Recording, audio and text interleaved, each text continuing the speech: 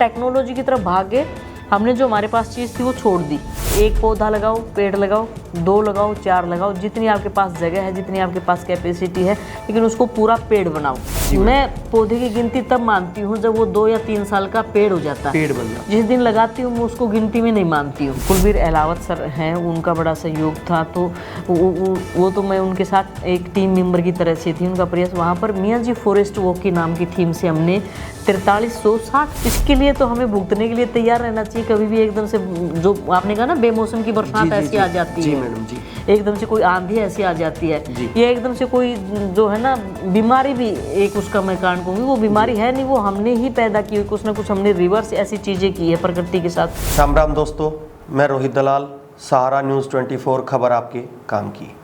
आज हमारे साथ मौजूद हैं शिक्षाविद संतोष मेहरा जी। सबसे पहले मैं उनका स्वागत करता हूं। नमस्कार मैडम। नमस्कार रोहित जी, आपका और आपके दर्शकों को भी नमस्कार जी मैडम, जैसा कि हमें पता है आप एक शिक्षाविद होने के साथ साथ एक पर्यावरणविद भी हैं जी। आप पर्यावरण से बड़ा लगाव है आपका, तो सबसे पहले तो आप हमें ये बता दीजिए आपका पर्यावरण से जुड़ाव, और आप अलग अलग समय समय पर मुहिम भी चलाते रहते हैं पर्यावरण से जुड़ी हुई, तो हमारे दर्शकों के साथ आप जरा साझा कीजिए आपको ये मोटिवेशन कहाँ से मिला और क्या क्या आज तक आपने पर्यावरण के क्षेत्र में किया है।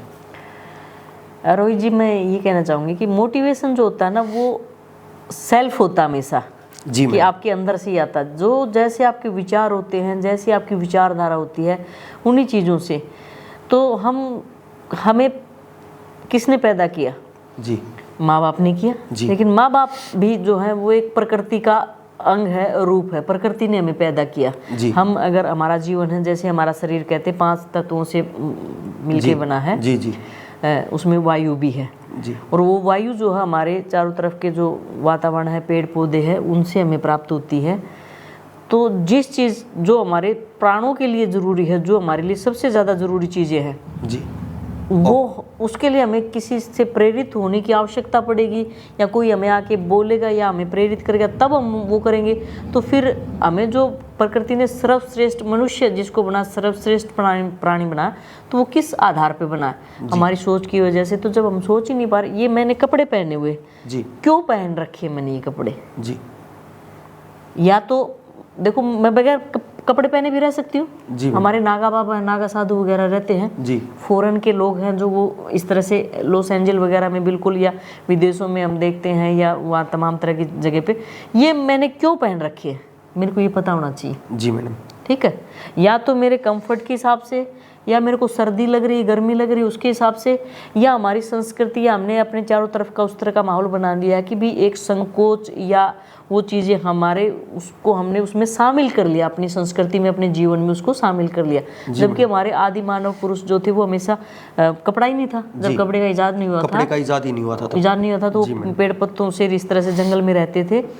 तो प्रकृति ने हमें पैदा किया है, तो हम प्रकृति के पास कितना जा रहे हैं, कितना कर रहे हैं, और हम कर पा रहे हैं कि हमारी तो इतनी औकात ही नहीं, हम इस लायक है नहीं कि हम प्रकृति के लिए कुछ करें जी। तो हम प्रकृति के लिए नहीं कर रहे हैं जी, हम कर रहे हैं किसके लिए करेंगे? हम अपने लिए। पेड़ पौधे, जैसे मैंने मुहिम चलाई, या मेरा इंटरेस्ट शुरू से ही रहा था कि भाई जन्मदिन पे या कोई इस तरह की चीज़ें हो, और बचपन से जैसे मैं देखती आई थी, हमारे जैसे खेत थे, तो वो मेरे पापा और मेरे ताऊ जब खेत में पानी वगैरह लगाते थे, तो शीशम वगैरह, कीकर वगैरह नाली के साइड में इस तरह से छोड़ देते थे। 5-7 साल में वो 15-20 शीशम बड़ी, कीकर बड़ी हो जाती थी जी। तो छाया वगैरह भी रहती थी, जब खेत में काम करते थे, आराम वगैरह करना, आपको छाया रहती थी। दूसरी चीज थी कि उनसे जब सर्दियों में छांग के उससे लकड़ी ले सकते थे जी मैडम। 5-7 साल बाद जब वो पूरा पेड़ बन गया, पेड्डी बन गई पूरी, तो उसको चिराई वगैरह करके तो खुद घर की लकड़ियों से हम दरवाजे लगाते थे जी मैडम। इकोनॉमिकली भी हमारे लिए लाभदायक है, और हमें ऑक्सीजन दे रहा उससे तो लाभदायक है ही है, हमें ईंधन दे रहा जलाने के लिए लाभदायक है। तो जब जिन चीज़ों के हमें फायदे थे, आज जब मैं 10 या 15 साल बाद खेतों में गई, देखा तो हमारे खेत में एक भी पेड़ नहीं है जी। कहीं ना कहीं वो चीज़ें और कम नहीं है, तो उसके ग्लोबल वार्मिंग उसका कारण हुआ है या और चीज़ें हुआ। मैं जब भी काम करती हूँ तो मैं काम करती हूँ अपनी ज़रूरत के हिसाब से। मैं हमेशा कहती हूँ मत लगाओ भाई, कोई भी पेड़ मत लगाओ, ना सरकार के लिए लगाओ ना दूसरों के लिए लगाओ, आपको ज़रूरत नहीं किसी के लिए। लेकिन अगर आपको ये पता कि आपके लिए ज़रूरी है और आपके लिए सांस लेना ज़रूरी है, कोरोना काल ने हमें बता दिया जी मैडम। 20-20 हजार के ऑक्सीजन के सिलेंडर मिले हैं। जी मैडम। तो ये सबको बता दिया कि भाई आपके लिए जो नेचुरल चीजें हैं, प्रकृति जो है उसमें बहुत सारे औषधीय पौधे हैं। ईंधन नहीं, हमारे लिए औषधि पहले तो हम प्राकृतिक चिकित्सा करते थे। जी मैडम। चिकित्सा जो होती थी वो पेड़ पौधों से मिलती थी, लेकिन धीरे धीरे हम वही चीज मैंने कहा ना, टेक्नोलॉजी की तरफ भाग गए। हमने जो हमारे पास चीज थी वो छोड़ दी, जी एलोपैथिक दवाइयों की तरफ भागे, क्योंकि वो आयुर्वेद से दूर हो गए। पहले हमारे जो इलाज थे वो आयुर्वेद से ही होते थे। आयुर्वेद से होते थे, देसी नुस्खे होते थे, गांव में उस तरह से हकीम वगैरह होते थे, वो नाड़ी वगैरह देख के इस तरह से बता देते थे, और कुछ कभी नीम को कूट के दे दिया, कभी करेले को कूट के दे दिया। तो ये चीजें थी। अब जब हम उस तरफ भागे तो थोड़ा सा देखो, जो भी एडवांस होगा जी, कहीं ना कहीं हमारी जो पब्लिक है, जनता है, या हमारा इंडिया की हम बात करें, उनको एक लीडर चाहिए होता हमेशा। जी मैडम। हम पहल करने की क्षमता कम रखते हैं, और जो पहल करने की क्षमता रखते हैं वो 1 या 2% व्यक्ति होते हैं, फिर लोग उनका अनुसरण करना पसंद करते हैं। जी। तो मेरा जो गांव के पापा से या उधर से मेरे को ये था कि फिर जब देखा कि चीज़ें ग्लोबल वार्मिंग, क्योंकि अब हम इतने बड़े हो गए, चीज़ों को देख लिया, समझ लिया, जब हम उस चीज़ से सफ़र कर रहे हैं, गर्मी इतनी ज़्यादा हो रही है, तो ये हो कि भी जितना हो उसके हम पेड़ पौधों के नज़दीक जाए। फिर जब आपका इंटरेस्ट होता है आप उसमें चले जाते हो, घुसते चले जाते हो कि मेडिसिनल प्लांट इतने सारे, इनके तो भाई स्वास्थ्य के लिए इतने सारे फायदे हैं। जी मैडम। तमाम तरह की जो हमारी मेडिसिन, पतंजलि जो थी उसमें महर्षि पतंजलि ने बताए थे। उसके बाद उसी मुहिम को आगे बढ़ाते हुए हमारे बाबा रामदेव जी ने जो पतंजलि योग पीठ और इस तरह से चलाई, तो वहाँ पर तमाम तरह की आयुर्वेदिक और देसी चीज़ें थी जो पर्यावरण से ही मिलेगी। इवन हमें अनाज भी मिलेगा। जी मैडम। अगर अनाज भी मिलेगा तो वो धरती से, पर्यावरण से ही मिलेगा, वो भी तो एक पौधा ही है ना। हाँ जी। तो ग्लोबल वार्मिंग भी एक अफेक्ट रहा, और हमारे जो जंगल हैं धीरे धीरे वो उनका क्षेत्र जो है कम होता जा रहा है। आप किस मुहिम से, इस पर्यावरणविद जैसे लोग आपको कहते हैं कि संतोष मेहरा जी पर्यावरणविद भी हैं, आप किस मुहिम के तहत पेड़ पौधे लगाते हैं, या आप किस संस्था के साथ काम करते हैं? जरा हमारे दर्शकों को। अब डायरेक्ट रूप से तो मैं किसी संस्था से नहीं जुड़ी, लेकिन कोई भी संस्था इस तरह का जो काम करती है मैं उसका सहयोग ज़रूर करती हूँ, उनको अपना समय देती हूँ, अपनी तरफ से जितने भी पौधे जो हैं वो पहुँचाती हूँ, फ्री में उनको देती हूँ कि भाई आपको जितनी ज़रूरत पौधे हों। तमाम तरह के मेरे जो साथी हैं पर्यावरण से जुड़े हुए हैं, वो अलग अलग गाँव में अलग अलग जगह पे हैं, वो भी हम जुड़े हुए, एक ग्रुप बनाया हुआ भी, यहाँ पर हम ये पौधे अवेलेबल करा सकते हैं। अगर हरियाणा में कहीं पर भी किसी को पौधों की आवश्यकता, फ्री के पौधों की आवश्यकता है, तो हम उनको तुरंत, अगर यहाँ से कोई मेरे से रेवाड़ी का नंबर मांगेगा तो हम रेवाड़ी के जहाँ पर फ्री पौधे मिलेंगे हम उनको वो नंबर अवेलेबल करा देते हैं। जी। और कई बार क्या होता है कि कोई भी चीज़ आप इंटरेस्ट पैदा कर सकते हैं, बार बार जब उसको हम रिपीट करते हैं, बताते हैं, तो लोगों के अंदर ये आ जाता है। कई बार उनके पास वो पौधे उपलब्ध नहीं होती, इसलिए इस वजह से भी किसी के घर में जगह थी, मैं 4 पौधे लेगी जी, तो वो लगा लेंगे, उसकी देखभाल कर लेंगे जी। और पौधे भी कौन से, फ्रूट वाले मेरी कोशिश ज़्यादातर होती है जी कि शहरी क्षेत्र है वहाँ पर डेकोरेटिव प्लांट जो गमलों वगैरह में लगा सके, और जो ग्रामीण क्षेत्र है वहाँ पर फ्रूट वाले या मेडिसिनल प्लांट मैं दे पाऊँ, ताकि और उसके फ़ायदे वगैरह भी बता पाऊँ कि कोई किसी के खेत में डाणी है तो उसको 2 अर्जुन के पेड़ दे आऊँगी, 2 सहजन के पौधे दे आएंगे, और साथ साथ में ये बताएंगे 3 साल बाद इसके ये पत्ते ये काम करेंगे, इसकी छाल ये काम करेगी, आपके इस तरह से उपयोगी हो सकते हैं। जी मैडम। हाँ जी। तो आज तक आप कितने पौधे लगा चुके हैं, और कहाँ कहाँ आप ने मतलब इन पौधों को लगाया, पार्कों में या घरों में? ये हमारे दर्शकों के साथ आप साझा करेंगे, आप कितने पौधे आज तक लगा चुके हैं? पौधों की गिनती तो मैंने अभी तक नहीं की है, क्योंकि मेरा ये होता है कि मैं गिनती पे विश्वास ही नहीं करती। ये ऐसा काम है कि मैं अपनी संतुष्टि के लिए कर रही हूँ, मैं किसी को प्रभावित करने के लिए या किसी और चीज़ के लिए नहीं कर रही, मैं आत्म संतुष्टि के लिए कर रही हूँ। तो आत्म संतुष्टि की तो कोई किसी चीज़ की सीमा ही नहीं होती। मैं क्या पता आज गाड़ी में 10 पौधे लेके चल पड़ी, कभी 4 लेके चल पड़ी, कभी 2 लेके चल पड़ी। कई लोग जैसे आंकड़ों पे जाते हैं, हमने 10,000 पौधे लगा दिए, हमने 1 लाख लगा दिए, हमने 5 लाख लगा दिए। वो तो अपना वन विभाग हर साल जो है ना कई लाख कई करोड़ पौधे लगाते हैं, और वास्तव में अगर वो पौधे लगते और पूरे पेड़ बनते तो आज हमें कहीं पे खड़े होने के लिए जगह नहीं बचती। तो मेरा ये मानना, आप 1 पौधा लगाओ, पेड़ लगाओ, 2 लगाओ, 4 लगाओ, जितनी आपके पास जगह है, जितनी आपके पास कैपेसिटी है, लेकिन उसको पूरा पेड़ बनाओ। जी मैडम।